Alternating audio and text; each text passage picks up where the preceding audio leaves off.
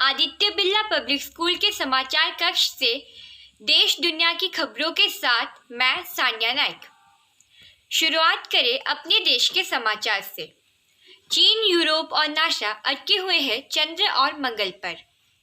भारत शुक्र पर जाने की तैयारी में। जहां कुछ देश चंद्र और मंगल मिशन के बारे में सोच रहे हैं, वहीं भारत इससे कहीं अलग शुक्र पर अंतरिक्ष यान भेजने की तैयारी कर रहा है।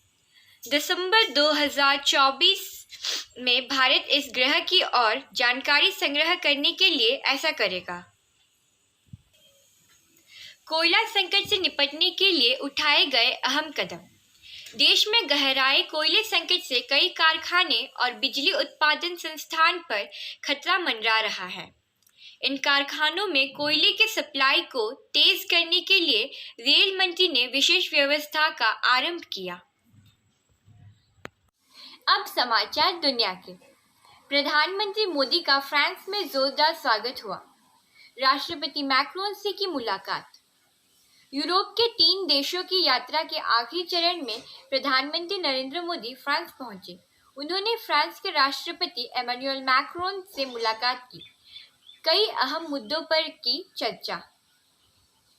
जापान और ब्रिटेन के बीच सैन्य समझौता। जापान और ब्रिटेन के बीच सैन्य समझौता हुआ है।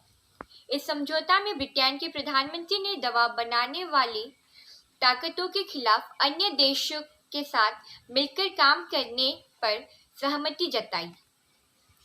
जापान और किसी यूरोपीय देश के बीच हुआ यह अपनी तरह का पहला समझौता है।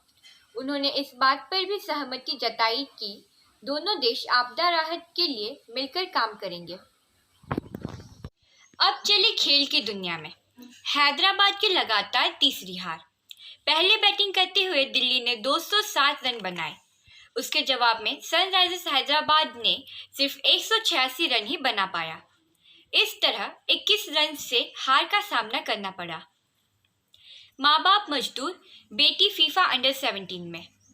रांची की अनीता कुमारी ने, जिसने बहुत ही कम उम्र में तंग हालात में रहते हुए भी फीफा अंडर 17 वर्ल्ड कप के कैंप में जगह बनाई। अनीता ने ये काम करके न सिर्फ अपने परिवार का नाम रोशन किया, बल्कि पूरे राज्य का और पूरे भारत का भी नाम रोशन किया। अब चले राज्य की समाचार की ओर। राज्य में लघुचाप की सृष्टि।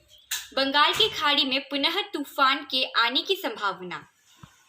इस स्थिति से निपटने के लिए राज्य सरकार प्रस्तुत।